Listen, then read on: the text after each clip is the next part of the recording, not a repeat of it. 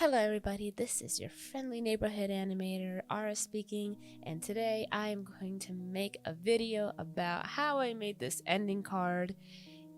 I have not posted a video like this yet. There have been many attempts, but today I will succeed in actually pressing that publish button. Alright, so if you don't know, I have a podcast with my boyfriend. We are called the Milksteaks, so it is the Milksteak podcast. We have a YouTube channel too, also known as the Milksteaks, and we post videos of our podcast and of us playing video games and possibly more, but right now that is all that we post. Okay, let's get started. So originally this was the design. This was the second version, but I didn't really like it a lot. It still kind of fell a little flat. Just like the first attempt, it was made without the background in mind, and I am trying to practice drawing the backgrounds first, or at least an idea of the background, so that way I can kind of draw my characters more into the space, because then I kind of have like flat standing kind of static characters, and they just don't look as dynamic, you know. Even if you're drawing something as simple as like stick figures, if you draw them interacting with the space, it just kind of looks more interesting. So that's essentially what I try. I make a globe, like I make an earth for us to be hovering over. The bus that you see right here is a Milksteak ship. It is this like Volkswagen like bus. This is actually one of the first drafts of it. I kind of want to remake the shape of it, and probably when that happens I'll also show you how I made that, which can be another fun video to do. And then I draw like the body of the character. Now my strategy with drawing the character body is to actually not worry too much about the anatomically correctness of like how the limbs are attached. I just kind of draw the basic shape because I still want to have an idea of how the character would kind of flow into the shape, and then kind of worry more about that later. But you know, you can kind of get away with more if you're doing more of a cartoon like character, just because they tend to stretch and move in ways that aren't necessarily traditional of like an anatomically correct body. So essentially, Johnny and I are just made of basic shapes. I tend to use more circles to draw me, and more like rounded off circles to draw Johnny. In this case over here, where Johnny and I's arm go over our chest, yes, they would be the same color, but to show myself later on as a guide, I tend to make the arms a different color. You could always add outlines to the arm just to kind of signify that there is another part of the body going across it if it's the same color. This might sound basic for some people, but I find that, you know, some people can feel very anxious when drawing and not knowing how to position parts of the body. And I think that if you can make it easier for yourself by saying, hey, you know, this is their right arm going across their body, and yeah, like why not give that tip out. I would definitely say this style is heavily inspired from Animal Crossing.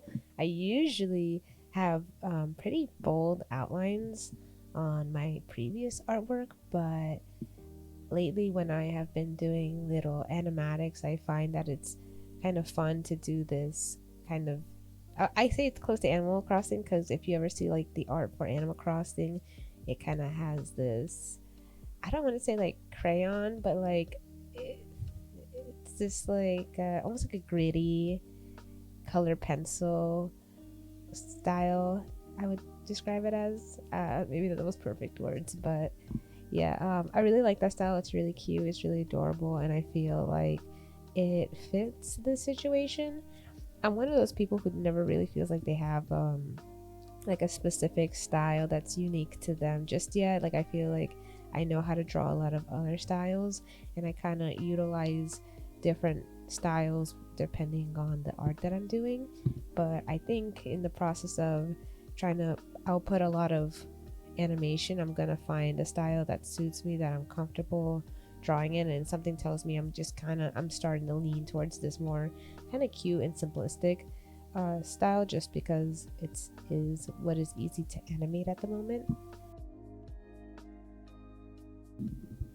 So in order to get our characters look like they're floating into space, we gotta add more detail to that blob of a blue. I used the outer glow feature in the special effects window in Photoshop. If you double click the layer, they give you these options to add outer glow, and this is to create that air glow that happens when you look at Earth from a distance. And fun fact, I don't know if anybody knows this, but air glow is something that occurs when the atoms and molecules in the atmosphere, well, the upper atmosphere, get excited, is the term that they use, yes, by sunlight, and it emits a light to shed the excess energy. And that's what we're seeing at the end. I swear to you, I thought that was like the clouds on the horizon before I looked it up, because I was like, what is that? And that's great. Artists get to learn as they draw, right? Procreate, if you use apps like this, I don't think they have a special effects to create outer glows. It has a lot of fun features that are almost identical to Photoshop, but you would probably have to go ahead and create the glow on a separate layer to get that effect. But everything else I'm pretty sure you can do on Procreate. I saw these really nice clouds on Google where you could see this kind of like pink-ish texture that you kind of see when there's like a sunset, and I really love that. You very rarely get to see any of the actual land from that view. Like, there's just so many clouds covering it most of the time, and I guess you could hypothetically just go for the land look, and that's fine. But I love clouds, so I definitely went for the more cloudy look, which is good because it's a challenge for me. I don't know if you can tell, but I'm kind of struggling to make good clouds on this image. I basically used the feather pen tool and the blur tool, and I just kind of mixed different colors and tried to get the depth of the waters and the clouds and the shades that are on the clouds. And if you ever like watch Bob Ross, he just kind of like explains drawing these things like clouds in a very like abstract way. He's like, you just kind of have to feather it, and like there's really no instructions for things that have such loose shapes. You kind of know it when you see it. And I just basically kept blending until I saw something that to me looked like Earth from above. So couldn't be a perfectionist about something that I'm not 100% sure how to draw. So for the suit, so the thing you need to know is that I kind of went into giving them spacesuits like very last second. So originally I thought making the suit the same color as the ship would be a really cool idea. I was convinced that like orange and purple would look really good with my character, and I wanted to incorporate some of the other colors into the drawing. So I gave it like white because the Milksteak brand had white on it. Or I think I even tried doing beige at one point. Either way, I did not like how it came out. It ended up kind of looking like prison jumpsuits, which definitely wasn't what I was going for. So I knew I had to switch up the colors. I ended up just choosing white and red because that is the colors of the Milksteak logo, and I thought, oh, that's perfect. I mean, the ship might itself change color when I redesign it, so if it's possible, it might not be relevant a few drafts from now.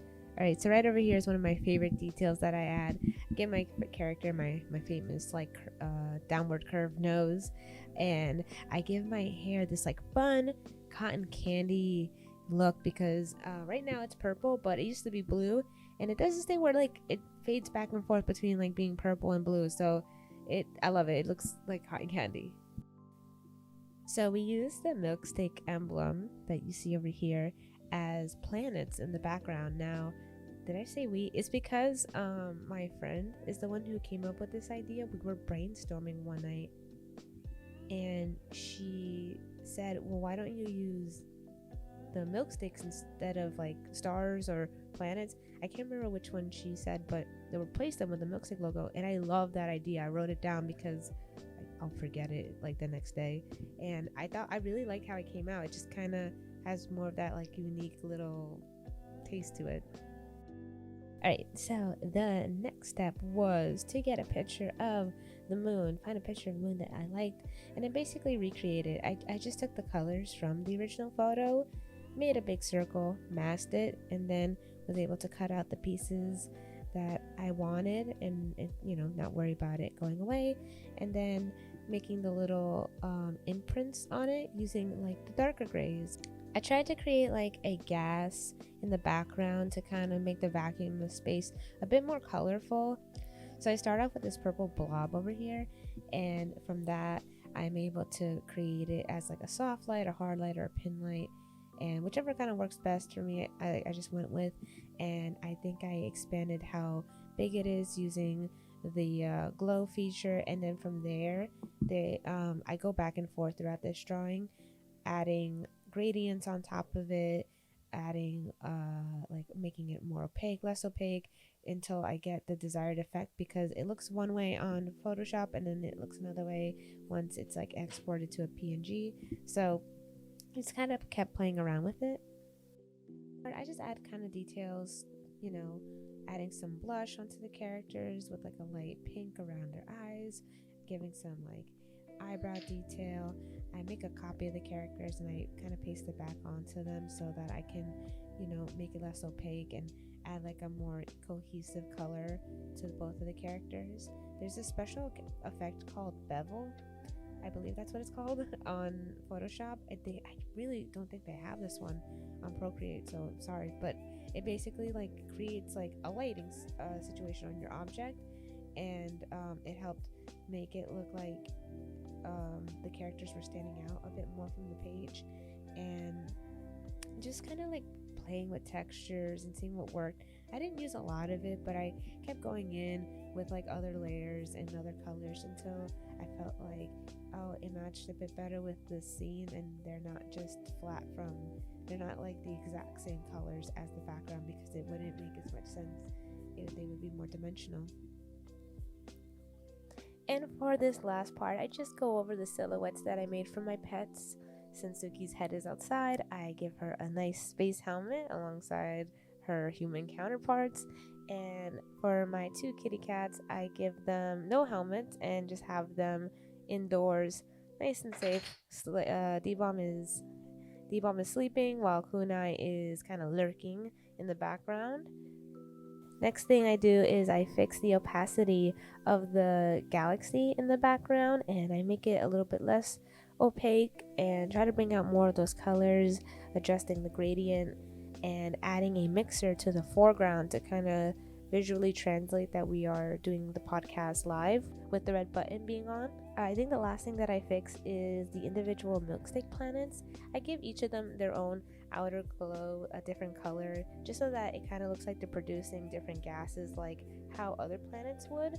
And oh well, I guess the lack thereof too. I feel like at the end it translates pretty well to what I was going for. I think I even fiddled with Johnny's suit at the end and made it a little bit less white, because I kept like looking back and going, oh, I don't know why it looks like a Christmas card. And something about the white and red just kind of made it translate into that. So there were a lot of little fixes that I kept doing back and forth that I don't even think I captured all, just because I kept thinking I was done with the video and then would go back and keep fixing it. But sometimes that's a part of the process. That's pretty much it. Thank you so much for watching this video. Please leave a like if you like it, and any constructive criticism, I would really appreciate it in the comments below. Thank you, and have a great day.